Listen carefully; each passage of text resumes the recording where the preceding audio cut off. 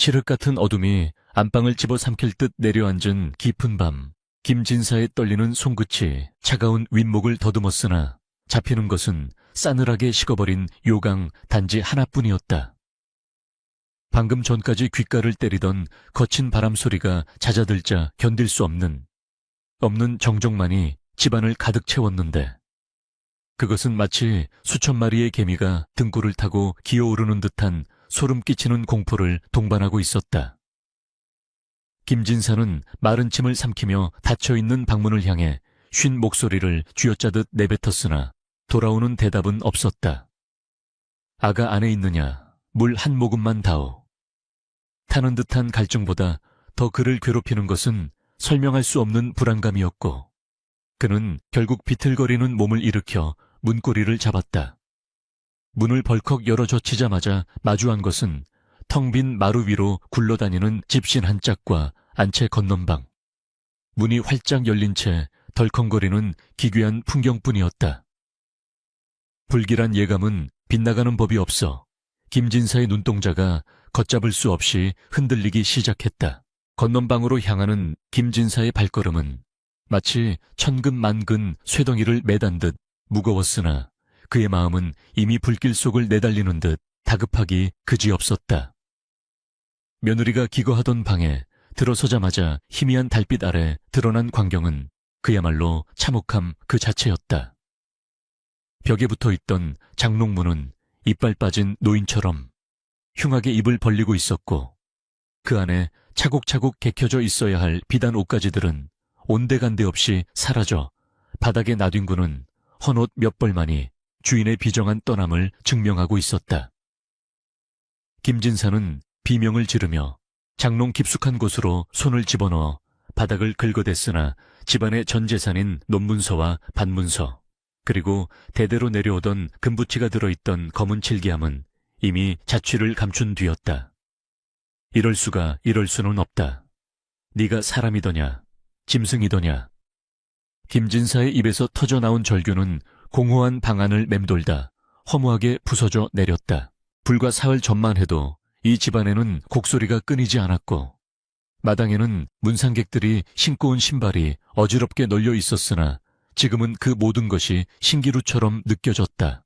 김진사의 하나뿐인 아들 상석이 이름 모를 역병에 걸려 시름시름 앓다가 피를 토하며 숨을 거둔 것이 바로 사흘 전의 일이었다.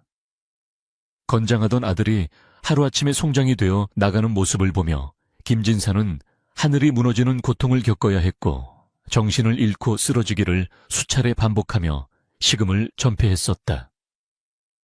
그때마다 며느리는 눈물 범벅이 된 얼굴로 미움을 쑤어오며 시아버지를 봉양하는 척했으나 지금 생각해보니 그 눈물 뒤에는 무서운 계략이 숨겨져 있었던 것이다. 상여가 나가고 장례가 차에 끝나기도 전인 사무제 날밤, 그녀는 남편의 핏자국이 차에 마르기도 전에 시아버지를 버리고 야반도주를 감행한 것이었다. 김진사는 망연자실하여 마루 끝에 주저앉았는데 그의 머릿속에는 아들의 장례를 치르던 날 며느리가 보여주었던 기이한 행동들이 주마등처럼 스쳐 지나갔다.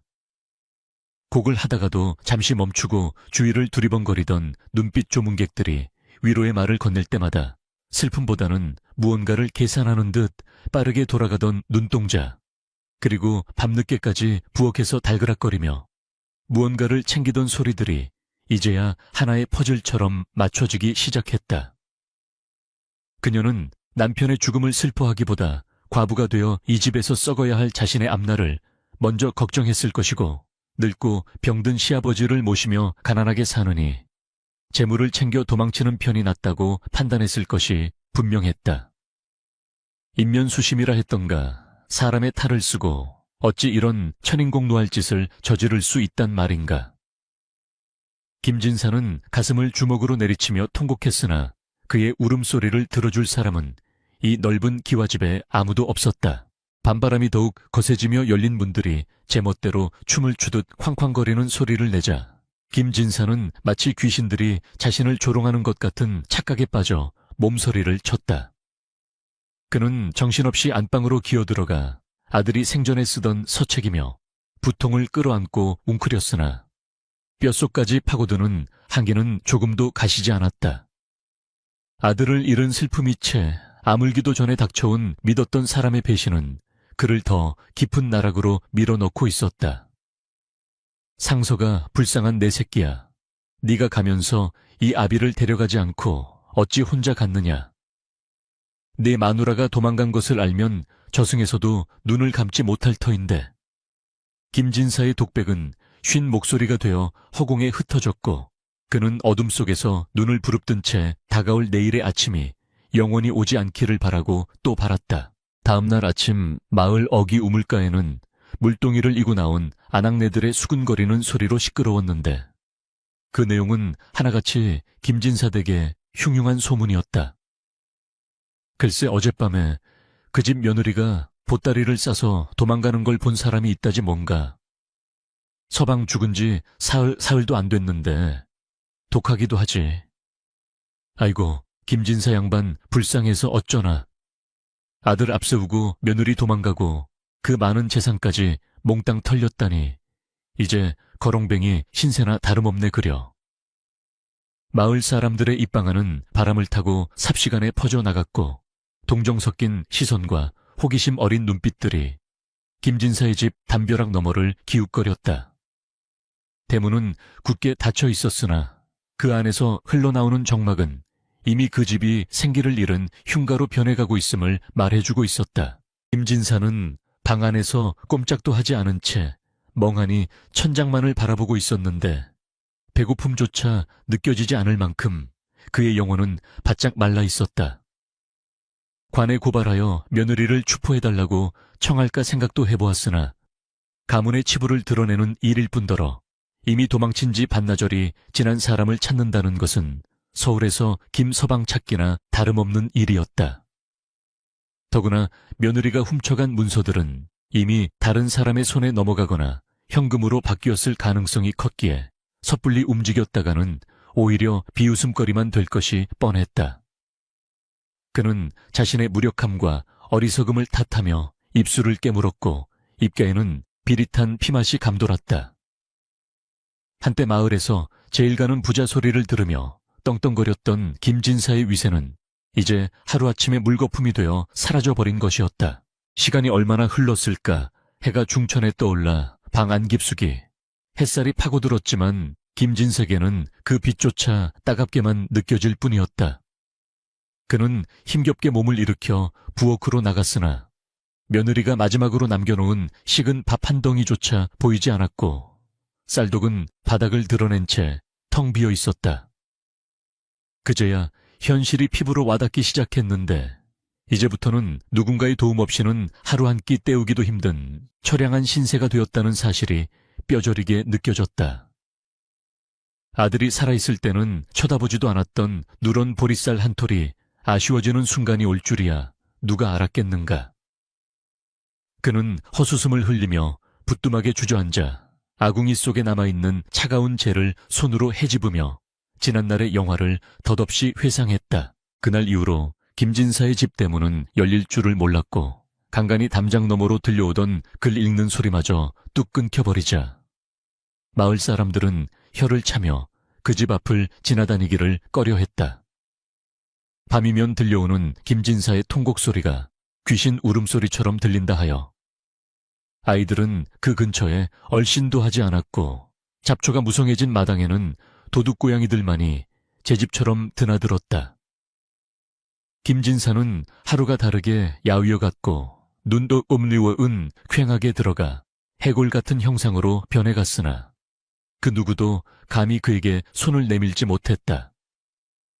역병으로 아들을 잃은 집이라는 꼬리표와 며느리마저 도망갈 정도로 모진 팔자라는 낙인이 찍힌 탓에 사람들은 부정탄다며 그를 피하기 급급했던 것이다. 어느 날 밤 김진사는 결심한 듯 낡은 도포자락을 여미고 안방 문을 열고 마당으로 나섰는데 하늘에는 무심하게도 밝은 보름달이 덩그러니 떠 있어 그의 초라한 그림자를 더욱 길게 늘어뜨렸다. 그는 마당 한가운데 서서 아들이 누워있던 자리를 한참 동안 내려다보다가 떨리는 목소리로 하늘을 향해 외쳤다. 하늘이시여 제게 무슨 죄가 있어 이런 가혹한 형벌을 내리시나이까. 차라리 저를 데려가시고 내 아들을 살려주시지. 어찌하여 늙은이만 홀로 남겨두고 다 거두어 가시나이까. 그의 절규는 밤하늘을 찢을 듯 메아리 쳤으나 돌아오는 것은 차가운 밤이슬 뿐이었다. 김진사는 비틀거리며 대문을 향해 걸어갔고 이제 더 이상 지킬 것도 남지 않은 이 으리으리한 기와집을 뒤로 한 채 어디론가 정처 없이 발걸음을 옮기기 시작했다. 이것이 바로 김진사가 겪어야 할 기나긴 고난의 서막이자 훗날 찾아올 기이한 인연의 시작점이었다. 북풍한 설이 몰아치는 엄동설안의 밤, 산기슭 외딴 곳에 위태롭게 매달린 초가삼가는 금방이라도 거센 바람에 휩쓸려 날아갈 듯 애처롭게 떨고 있었다. 문풍지는 찢겨나갈 듯 비명을 질러대고 방 안으로 스며드는 황소바람은 앙상하게 마른 김진사의 뼈마디를 사정없이 후벼 팠다. 한때 고래등 같은 기와집에서 비단 이불을 덮고 자던 그였지만 이제는 솜이 다 빠져나간 낡은 누더기 하나에 의지해 혹독한 추위와 싸우는 신세가 되고 말았다. 아궁기에 불을 지핀 지가 언제인지 기억조차 까마득하여 냉골인 방바닥은 얼음장보다 차가웠고 입김을 불면 하얗게 서리기까지 하니 이것이 사람 사는 방인지 시신을 안치하는 냉방인지 분간할 수 없을 지경이었다. 김진사는 줄인 배를 움켜쥐고 새우잠을 청해보았으나 텅 빈 위장은 꼬르륵거리며 아우성쳤고 사무치는 외로움은 잠시도 그를 편히 놔두지 않았다. 내 팔자가 어찌하여 이 지경이 되었는고. 차라리 저 눈보라 속에 몸을 던져 아들 곁으로 가는 것이 낫지 않겠는가. 그의 한탄 섞인 중얼거림은 입 밖으로 나오자마자 하얀 입김이 되어 허공으로 흩어졌고 눈게 맺힌 눈물은 볼을 타고 흐르기도 전에 차갑게 식어버렸다. 가세가 기울어 쫓기듯 이 산동네로 들어온 지도 벌써 2해가 넘어가고 있었다. 며느리가 도망치고 남은 재산마저 빚쟁이들에게 뜯긴 후 김진사는 야반 도주하던 정든 고향 마을을 떠나야만 했다. 낯선 이곳 사람들은 그가 과거에 진사벼슬을 지냈던 양반이라는 사실을 알 리 없었고 그저 다 늙어서 홀로 흘러들어온 의지가지 없는 늙은이로만 여길 뿐이었다. 낮에는 산에 올라 삭정이 나무를 주워다 읍내 장터에 내다 팔아 근근히 입에 풀칠을 했고 그마저도 없는 날에는 남의 집 담벼락에 기대어 구걸을 해야만 했다. 평생 붓만 잡았던 고운 손은 거친 나무 껍질처럼 갈라지고 터져 피딱지가 앉았으며 꼿꼿했던 허리는 굽어 땅만 보고 걷는 꼴이 되었으니 거울 속에 비친 자신의 모습을 볼 때마다 김진사는 피를 토하는 심정으로 통곡하곤 했다. 양반의 체면 따위는 배고픔 앞에서 아무런 소용이 없다는 것을 뼈저리게 깨달았으나 문득문득 치밀어 오르는 비참함은 그 어떤 형벌보다 가혹했다. 그날 밤은 유난히도 눈보라가 거세어 마치 하늘이 구멍이라도 난 듯 하얀 눈폭탄을 쏟아붓고 있었다. 온 세상이 하얗게 덮여 길과 낭떠러지를 구분할 수 없을 정도였고 산짐승들조차 굴속 깊이 숨어 숨소리를 죽이는 그런 밤이었다. 김진사는 너무나 추운 나머지 정신이 혼미해져 가고 있었는데 얼어붙은 몸보다 더 견디기 힘든 것은 몽롱한 의식 속에서 자꾸만 아른거리는 아들 상석의 환영이었다. 아버지, 춥지 않으세요? 제가 불을 좀 지펴드릴까요? 환청처럼 들려오는 아들의 다정한 목소리에 김진사는 허공을 향해 손을 휘저으며 울부짖었다. 상서가 어디 있느냐? 네가 왔다 간 것이냐? 그러나 잡히는 것은 차가운 공기뿐이었고 정신을 차리고 보면 캄캄한 어둠만이 그를 조롱하듯 내려다보고 있을 뿐이었다. 삶과 죽음의 경계가 흐릿해지는 순간 그는 차라리 이대로 잠들어 영영 깨어나지 않기를 간절히 바랐다. 바로 그때였다. 거센 바람소리 사이로 기이한 소리가 귓가를 스치고 지나갔다. 여왕, 여왕. 저 음에는 잘못 들었나 싶어 귀를 의심했으나 소리는 끊어질 듯 이어지며 분명하게 들려왔다. 그것은 고양이 울음소리 같기도 하고 갓난아이의 칭얼거림 같기도 한 가냘픈 소리였다. 김진사는 소스라치게 놀라 몸을 일으켰다. 이 깊은 밤 인적 드문 상이슬 오두막까지 누가 찾아올 리 만무했기 때문이다. 혹시 산짐승이 먹이를 찾아 내려온 것은 아닐까? 아니면 원한 맺힌 귀신이 곡을 하는 것일까? 등골이 오싹해지는 공포가 엄습했지만 소리는 점점 더 애처롭게 바로 밖에서 들려오고 있었다. 호기심과 두려움이 뒤섞인 채 김진사는 떨리는 손으로 문고리를 잡았다. 누구요 밖에, 누구 있어? 대답 대신 돌아오는 것은 더욱 거세진 바람소리와 그 바람에 섞여 들려오는 희미한 울음소리뿐이었다. 용기를 내어 방문을 열자 매서운 눈보라가 순식간에 방 안으로 들이닥쳐 촛불마저 꺼뜨릴 기세였다. 김진사는 눈을 질끈 감았다가 뜨며 밖을 내다보았는데 눈이 수북이 쌓인 툇마루 끝에 무언가 검은 물체가 놓여있는 것이 희미하게 보였다. 그는 집신도 꿰지 않은 맨발로 뛰쳐나가 그것을 집어들었다. 묵직하면서도 온기가 남아있는 그것은 낡은 포대기에 겹겹이 쌓인 강보였다. 이게 도대체 무엇인고 서둘러 방으로 가지고 들어와 문을 닫고 떨리는 손으로 포대기를 헤치자 그 안에서 드러난 것은 핏덩이 같은 갓난아이였다. 아이는 추위에 얼마나 떨었는지 입술이 파랗게 질려 있었고 울 힘조차 없는지 쉰 목소리로 가느다란 숨만 내쉬고 있었다. 김진사는 경악을 금치 못했다. 어떤 비정한 어미가 이 엄동설 안의 핏덩이를 남의 집 문 앞에 버리고 갔단 말인가. 김진사는 순간 당황하여 어찌할 바를 몰랐으나 아이의 파리한 얼굴을 보는 순간 본능적으로 자신의 품속에 아이를 끌어안았다. 아이고 불쌍해라. 이 추운 데서 얼마나 떨었노. 조금만 늦었어도 얼어 죽을 뻔했구나. 그는 자신의 천으로 아이를 녹이기 위해 옷깃을 풀어헤치고 아이의 살갗을 자신의 맨가슴에 맞대었다. 앙상하게 마른 노인의 가슴이었지만 그곳에서 전해지는 미약한 온기가 아이에게는 생명줄과도 같았으리라. 한참을 그렇게 안고 주물러 주자 아이는 천천히 온기를 되찾으며 굳어있던 몸을 녹이기 시작했고 이내 으앙하고 큰 소리로 울음을 터뜨렸다. 그 우렁찬 울음소리가 마치 죽어가던 김진사의 오두막에 생명의 기운을 불어넣는 듯 했다. 김진사는 급한 대로 부엌에 나가 남은 미음 찌꺼기를 긁어모아 끓인 뒤 손가락에 찍어 아이의 입에 넣어주었다. 아이는 굶주린 새처럼 허겁지겁 받아먹었고 그 모습을 보는 김진사의 눈시울이 붉어졌다. 그래, 너도 살고 싶어서 여기까지 왔구나. 내 목숨이 붙어있는 한 너를 굶기지는 않으마. 아이가 잠잠해지자 김진사는 아이를 싸고 있던 포대기를 자세히 살펴보았다. 누군지 모를 아이의 부모가 남긴 흔적이라도 있을까 싶어서였다.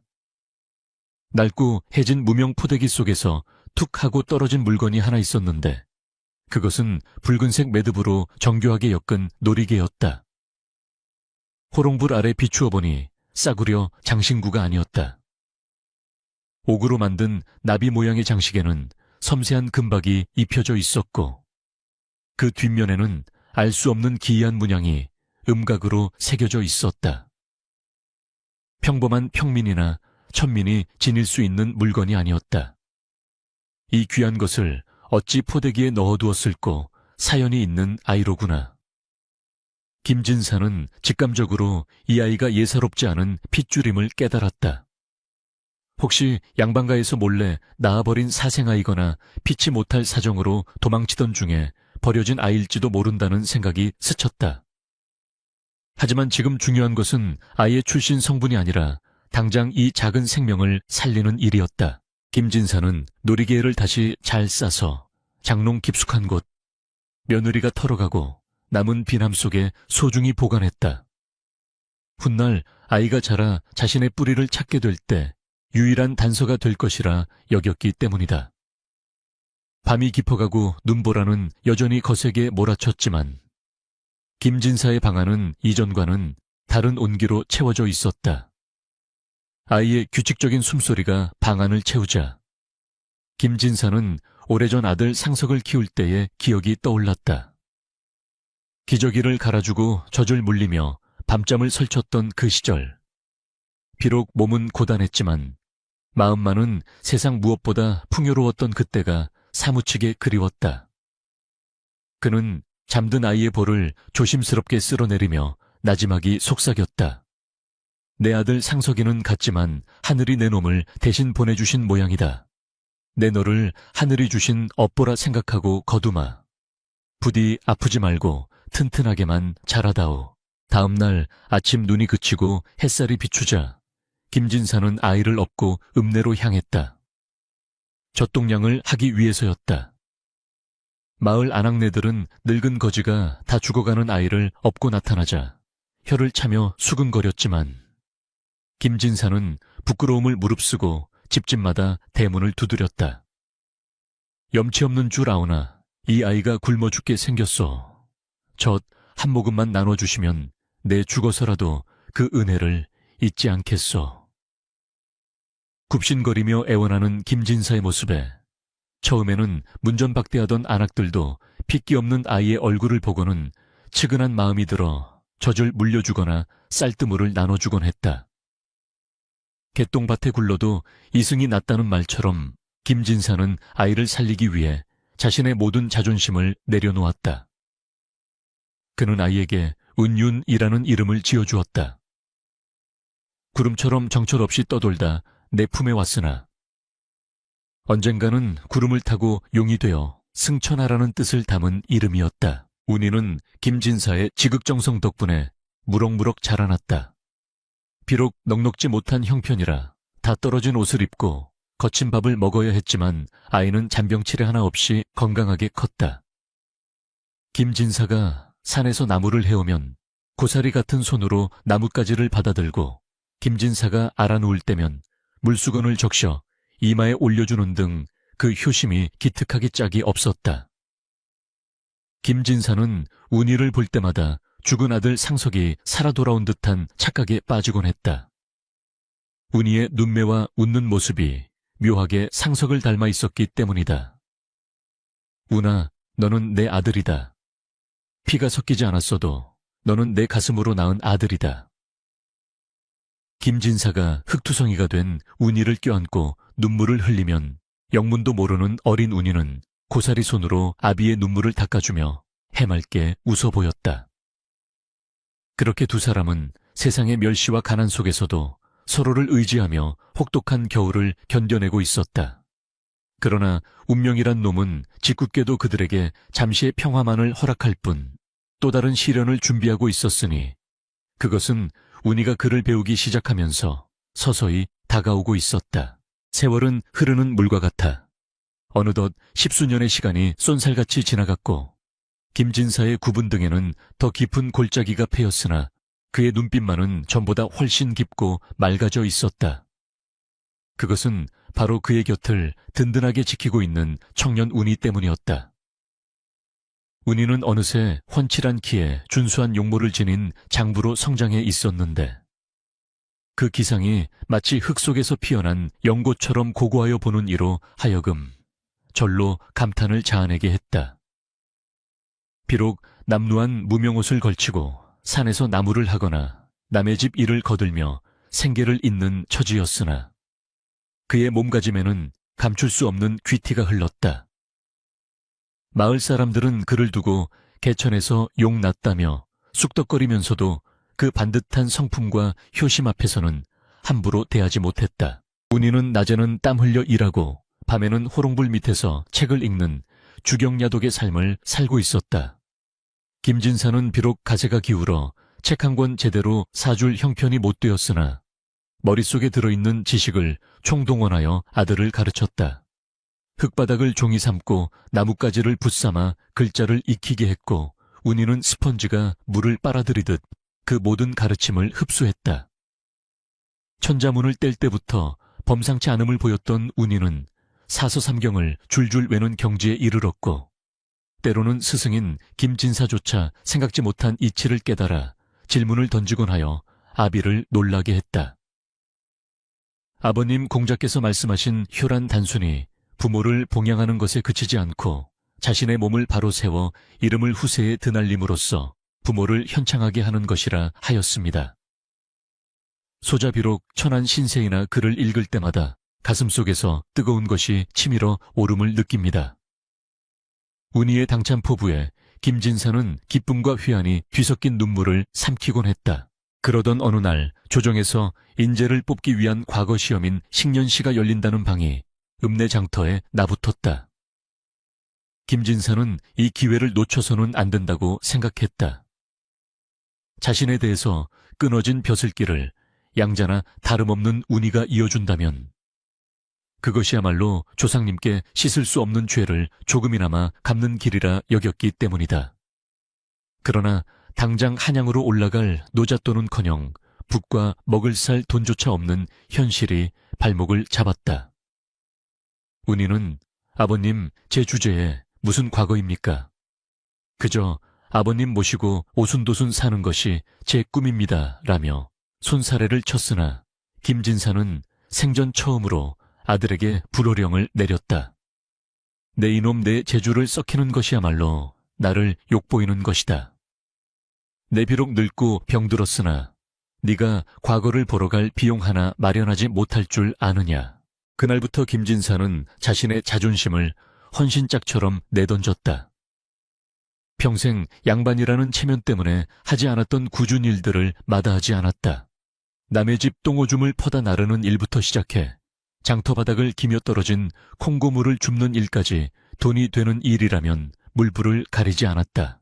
손톱이 빠지고 무릎이 까져 피가 철철 흘러도 그는 멈추지 않았다. 마을 사람들은 김진사 노망이 났나 다 늙어서 왜 저리 악착 같은가 하며 손가락질했으나 김진사의 귀에는 아무것도 들리지 않았다.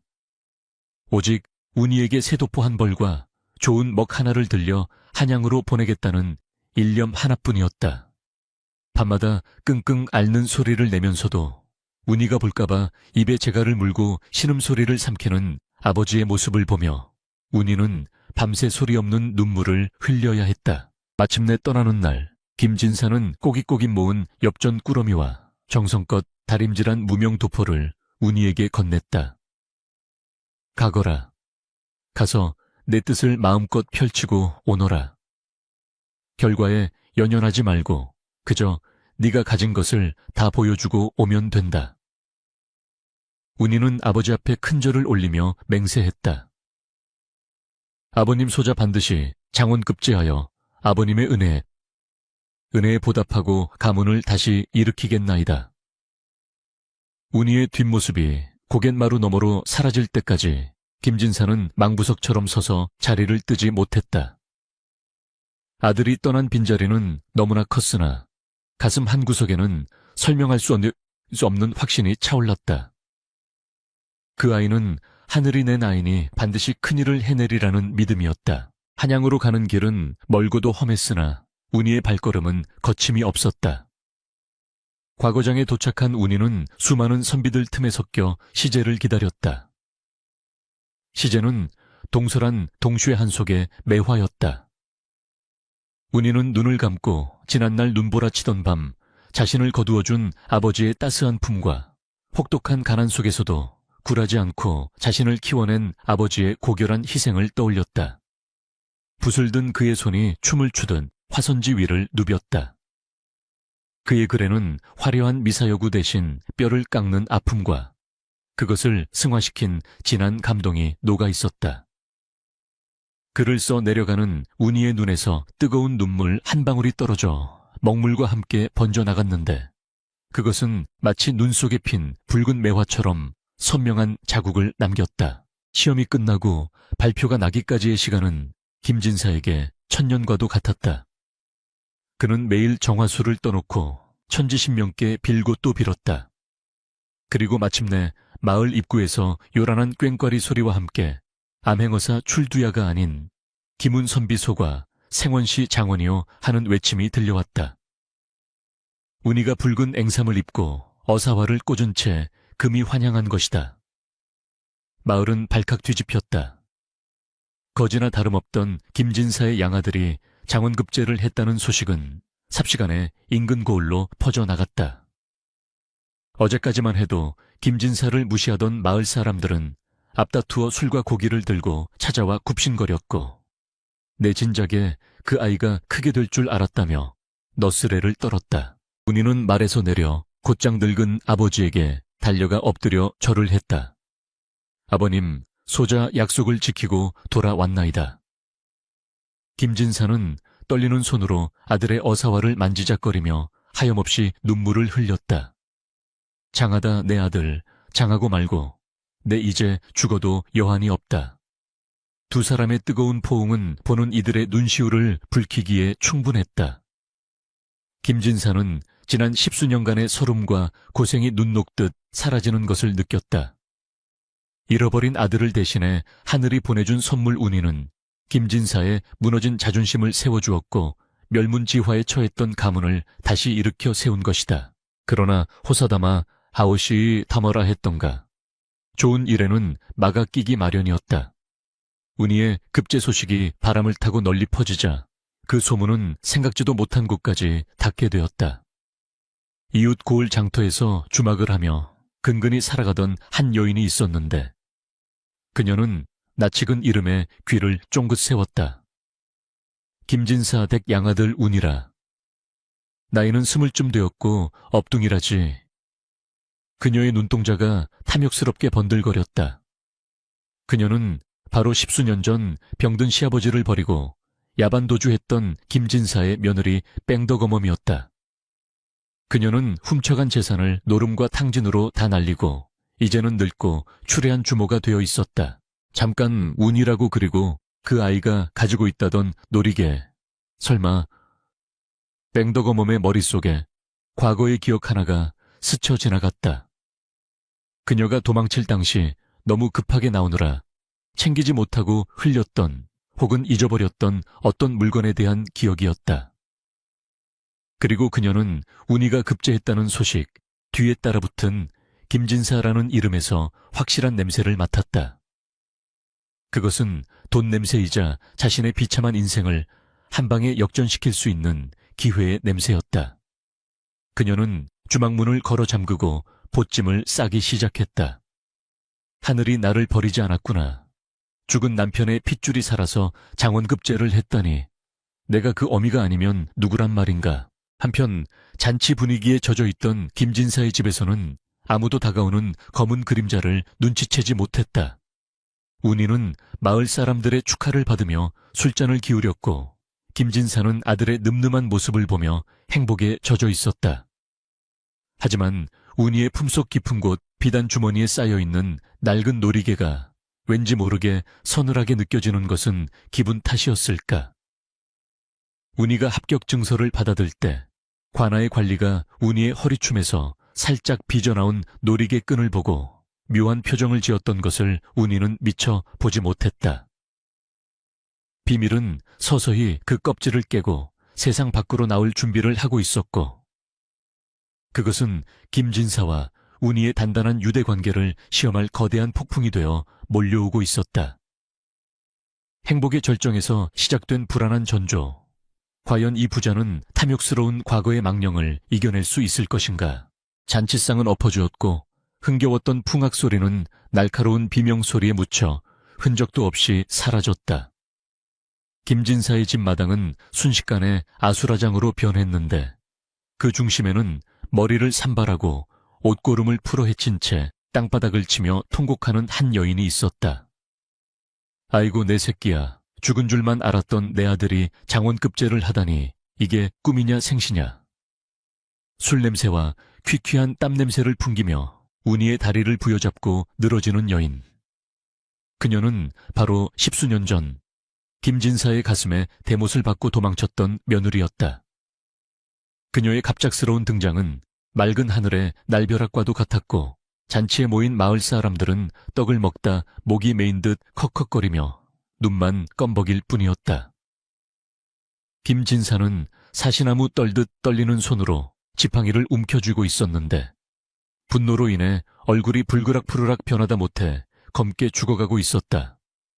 내년이 감히 여기가 어디라고 발을 들이느냐. 천벌을 받아 마땅할 년이 김진사의 호통소리가 마당을 울렸으나 여인은 아랑곳하지 않고 더욱 크게 목청을 돋우었다. 아버님도 참 아무리 제가 미워도 그렇지 하나뿐인 핏줄을 어찌 남이라 하십니까?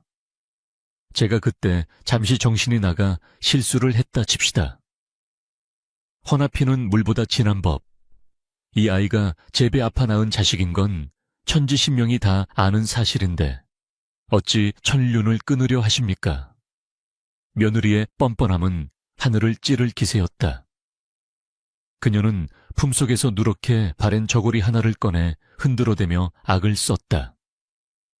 보시오, 동네 사람들, 이 아이가 갓난쟁이 때 입던 베넷 저고리요. 내가 이걸 10수년을 품고 살았소. 저 아이 허리춤에 매달린 놀이가에. 그거 내가 시집올 때 해왔던 예물이요. 내 아들이 아니면 누가 그 귀한 걸 차고 있겠소. 마을 사람들의 시선이 운이의 허리춤으로 그리고 다시 여인의 얼굴로 바쁘게 오갔다. 쑥덕거리는 소리가 파도처럼 일렁겼다. 그러고 보니 눈매가 닮은 것 같기도 하고 아무리 그래도 핏줄은 못 속인다더니 사람들의 흔들리는 눈빛을 감지한 김진사는 눈앞이 캄캄해짐을 느꼈다. 진실이 거짓에 덮이고 평생의 헌신이 핏줄이라는 허울 좋은 명분에 밀려날 위기였다. 운이는 돌부처처럼 굳어서서 자신의 다리를 붙잡고 있는 여인을 내려다보았다. 그녀의 눈물에서는 슬픔이 아닌 탐욕의 냄새가 났고 거친 손길에서는 모성애가 아닌 계산속이 느껴졌다. 그러나 그녀가 말한 놀이개는 분명 자신이 평생을 지니고 있던 그 물건이 맞았다. 운이의 마음속에서 혼란의 소용돌이가 쳤다. 나를 낳아준 어미란 말인가 저렇게 추하고 탐욕스러운 자가. 그러나 운이는 곧바로 마음을 다잡았다. 그에게 아버지는 오직 한 분 자신을 위해 피와 땀을 흘린 김진사뿐이었다. 운이는 차가운 목소리로 입을 열었다. 부인 내 몸에 손을 떼시오. 내 아버님은 저기 서 계신 김진사 어른 한 분뿐이오. 운이의 단호한 태도에 며느리는 잠시 주춤했으나 이내 표정을 바꾸어 독사 같은 눈빛을 번득였다. 오냐, 네가 아비한테 홀려 어미를 몰라보는구나. 관하로 가자. 사또 나으리 앞에서 시시비비를 가려보자. 내 배 아파 낳은 자식을 되찾고 그동안 못 받은 어미 대접을 기어이 받고야 말겠다. 결국 며느리의 악다구니에 못 이겨 사건은 관하로 넘어가게 되었다. 소식을 들은 사또가 동원에 정조하고 김진사와 운이 그리고 며느리가 뜰 아래 꿇어 앉았다. 구경꾼들이 구름처럼 몰려들어 담장 너머로 고개를 들이밀었다. 사또는 위험 있는 목소리로 물었다. 듣자 하니 기가 막힌 사연이구나. 여인은 이 아이가 친자임을 주장하고 김진사는 업둥이라 주장하니 도대체 누구의 말이 옳은 것이냐. 며느리는 기다렸다는 듯이 무릎으로 기어나가 읍소했다. 사또 나으리 억울합니다. 시아비가 저를 구박하여 쫓아내고는 제 아들을 빼앗아 키웠습니다. 저 놀이개가 증거입니다. 제가 도망칠 때 정신이 없어 미처 챙기지 못하고 아이 포대기에 넣어두었던 것입니다. 제발 저 불쌍한 과부의 한을 풀어주시고 아들을 돌려주십시오. 그리고 그녀는 침을 꿀꺽 삼키며 본색을 드러냈다. 그동안 저를 속이고 부려먹은 대가로 저 댁의 재산 절반을 위자료로 주게 해주십시오. 좌중은 술렁거렸다. 김진사는 억장이 무너져 말조차 나오지 않았다. 사또, 저 년이 하는 말은 모두 거짓입니다. 저녀는 제 아들이 죽자마자 가문의 재산을 훔쳐 도망간 도둑년입니다. 운이는 눈보라 치던 밤 제 집 앞에 버려진 아이였습니다. 그러나 김진사에게는 물증이 없었다. 훔쳐간 폐물함은 이미 사라진 지 오래였고 운이가 버려졌을 때를 목격한 증인도 없었다. 상황은 교묘하게 며느리에게 유리하게 돌아가는 듯 했다. 사또 역시 난감한 표정으로 턱수염을 쓸어내렸다. 핏줄이라는 것은 하늘이 맺어준 것이라 함부로 끊을 수 없는 법. 놀이개가 증거라 하니 이를 어찌한단 말인가. 며느리의 입가에 회심의 미소가 번졌다. 그녀는 이미 머릿속으로 김진사의 기와집을 팔아치우고 운이의 녹봉을 가로채 호의호식할 꿈에 부풀어 있었다. 그때 침묵을 지키던 운이가 고개를 들고 입을 열었다. 사또 소생이 한 말씀 올려도 되겠습니까? 사또가 고개를 끄덕이자 운이는 자리에서 일어나 허리춤에 놀이개를 풀었다. 그리고 천천히 며느리 앞으로 다가갔다. 부인께서는 이 놀이개가 부인의 것이라 하셨습니까? 며느리는 냉큼 대답했다. 그렇고 말고 내 혼수품이니 내 것이지. 운이는 싸늘한 눈빛으로 그녀를 쏘아보며 다시 물었다. 그렇다면 묻겠습니다. 이 놀이개 안에 무엇이 들어있는지 아십니까? 며느리는 당황하여 눈동자를 굴렸다. 무엇이라니? 놀이개는 그냥 놀이개지 그 안에 뭐가 있단 말이냐? 운이는 비릿한 웃음을 흘리며 놀이개의 매듭 부분을 비틀었다. 그러자 놀랍게도 나비 장식 아래 숨겨져 있던 작은 공간이 열리며 그 안에서 꼬깃꼬깃 접힌 낡은 종이 조각 하나가 떨어졌다. 이것은 제가 글을 배우고 나서야 발견한 것입니다. 운이는 종이를 펼쳐 사또에게 바쳤다. 사또가 종기를 받아 읽어 내려가자 표정이 일그러졌다. 이것은 사또는 종이를 며느리의 면전에 집어 던졌다. 이 종이에는 이 아이의 생년월일과 함께 역적의 자손이라 살리기 위해 버리니 부디 거두어달라는 글귀가 적혀 있다. 내년이 진정 이 아이의 어미라면 네가 역적의 가문이라는 말이냐? 아니면 내년이 낳지도 않은 아이를 탐내어 거짓을 고하는 것이냐? 며느리의 얼굴이 사색이 되었다. 그녀는 놀이개가 그저 값비싼 폐물인 줄만 알았지. 그 안에 그런 비밀이 숨겨져 있을 줄은 꿈에도 몰랐던 것이다. 사실 운이는 김진사에게 발견되기 전 누군가에 의해 버려진 몰락한 양반가의 자손이었던 것이다. 며느리의 무식과 탐욕이 스스로의 발목을 잡은 셈이었다. 운이는 무릎을 꿇고 있는 며느리를 향해 서리빨 같은 호통을 쳤다. 당신은 내 어미가 아니다.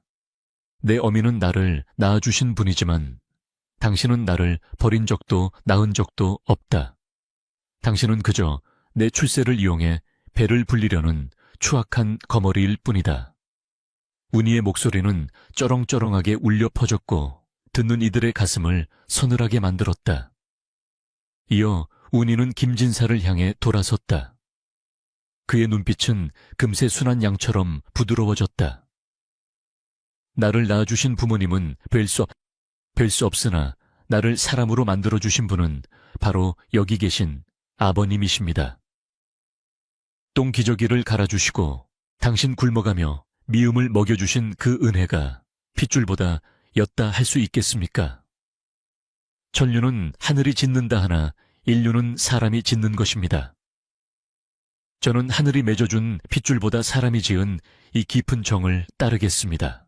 운이의 절절한 고백에 구경하던 아낙네들은 옷소매로 눈물을 훔쳤고 사또마저 감동하여 눈시울을 붉혔다. 김진사는 흐르는 눈물을 주체하지 못하고 바닥에 엎드려 통곡했다.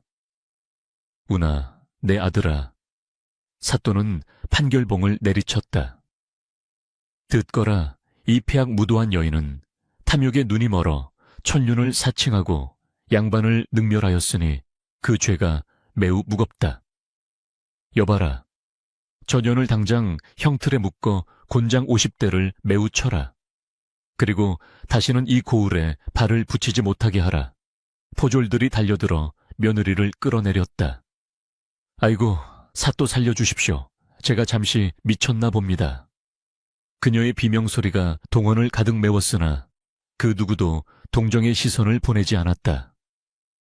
곤장 소리가 짝 하고 울릴 때마다 묵은 체증이 내려가는 듯한 시원함이 사람들 가슴속에 퍼져나갔다.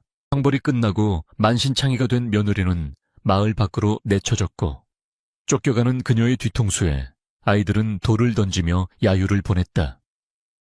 다시는 돌아오지 못할 길을 떠나는 그녀의 그림자는 하에 진력 노을 아래 비참하게 일그러져 있었다. 관아 문을 나서는 김진사와 운이를 향해 마을 사람들은 환호를 보냈다. 운이는 늙은 아버지를 등에 업었다. 아버님, 이제 집으로 가시죠. 제가 따뜻한 저녁을 지어 올리겠습니다. 김진사는 아들의 넓은 등에 얼굴을 묻으며 끄덕였다. 그래 가자. 내 아들, 운아 우리 집으로 가자. 석양빛을 받으며 멀어지는 부자의 뒷모습은 그 어떤 그림보다 아름다웠고 그들 사이를 흐르는 끈끈한 정은 세상 그 어떤 보석보다 찬란하게 빛나고 있었다. 그날 밤 김진사의 초갓집. 이제는 다시 기와집으로 돌아갈 준비를 해야겠지만 굴뚝에서는 모처럼 구수한 밥 짓는 냄새가 피어올랐다. 며느리의 탐욕이 휩쓸고 간 자리는 흉터로 남는 대신 두 사람의 믿음을 더욱 단단하게 굳히는 계기가 되었다. 운이는 아버지가 잠든 모습을 한참이나 지켜보다가 조용히 마당으로 나와 밤하늘을 올려다보았다. 하늘에는 수많은 별들이 반짝이고 있었고 그중 가장 밝은 별 하나가 마치 자신을 낳아준 얼굴모를 부모님이 내려다보는 듯 유난히 빛나고 있었다. 낳아주셔서 감사합니다. 하지만 저는 이분의 아들로 살아가겠습니다. 부디 저승에서도 이 못난 아들을 용서하시고 우리 아버님 만수무강하시게 지켜주소서. 운이의 기도는 바람을 타고 하늘로 올라갔고 밤바람은 대답하듯 부드럽게 그의 옷자락을 스치고 지나갔다. 이제 모든 폭풍은 지나갔고 그들에게는 진정한 평화와 행복만이 기다리고 있었다. 봄 기운이 완연하여 뜰 앞의 매화나무가 흐드러지게 꽃망울을 터뜨리던 어느 날 굳게 닫혀있던 기와집 대문이 활짝 열리며 따스한 햇살이 마당 깊숙이 쏟아져 들어왔다. 한때 흉가라 불리며 잡초만 무성했던 김진사의 집터에는 이제 번듯하게 새로 지은 사랑채와 안채가 들어섰고 담장 너머로는 다시금 글 읽는 소리가 낭낭하게 울려 퍼지고 있었다.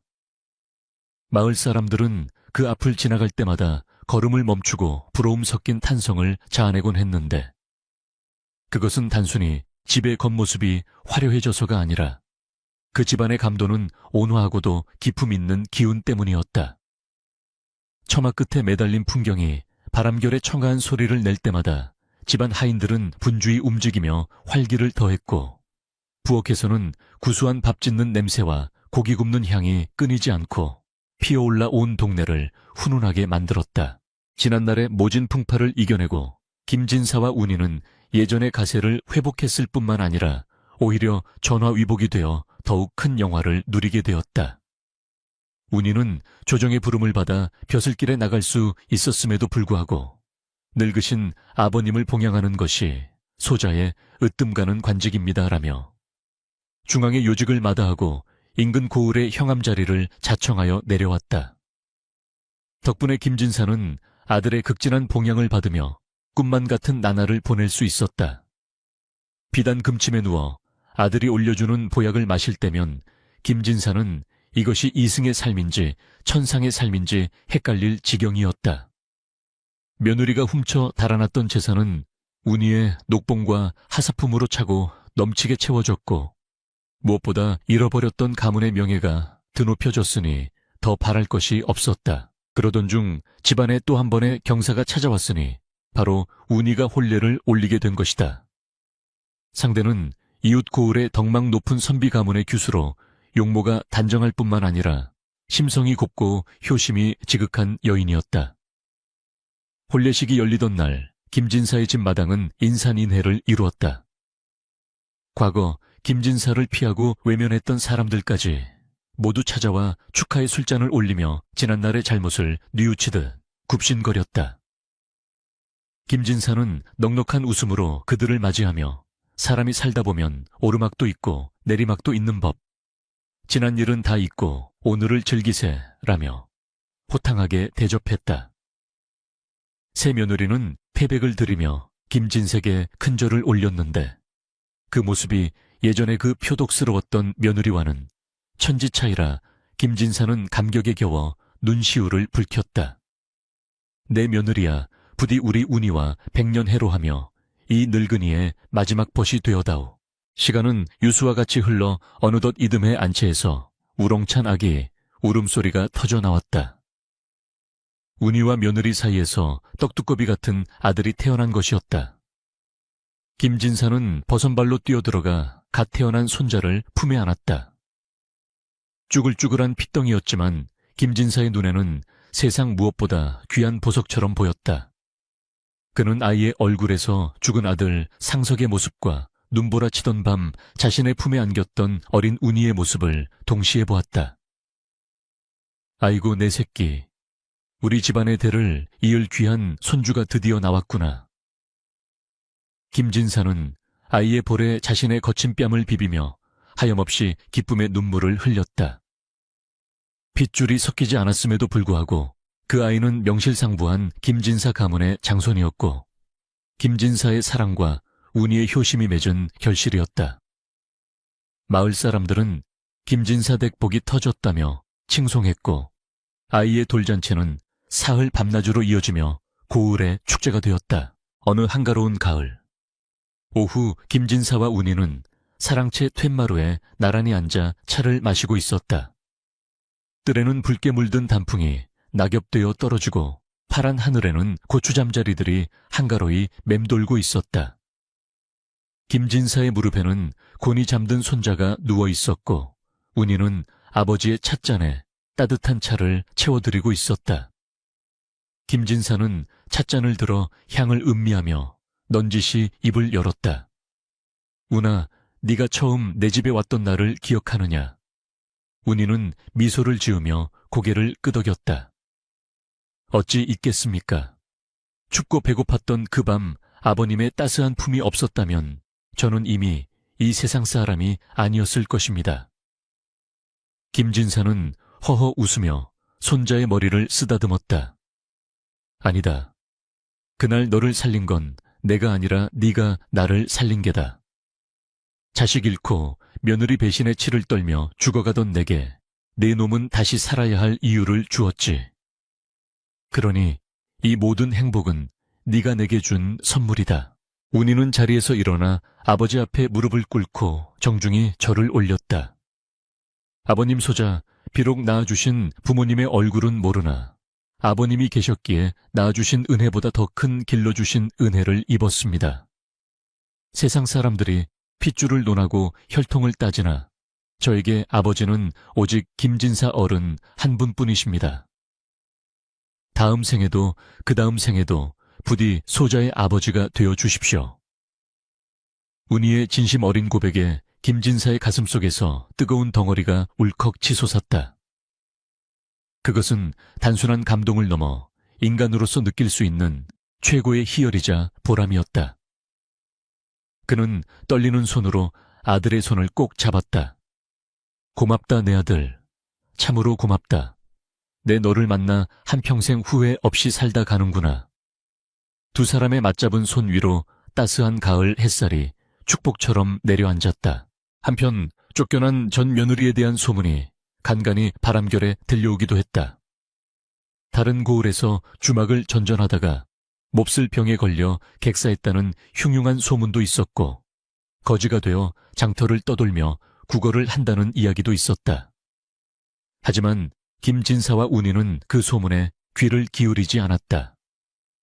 인과응보, 인고잉바오 뿌린 대로 거두는 것이 세상의 이치이니 그녀의 불행은 스스로 자초한 업보일 뿐이었다. 그녀에 대한 미움조차 이제는 부질없는 연기처럼 사라져버렸고 그들의 마음속에는 오직 서로에 대한 감사와 사랑만이 가득 차 있었다.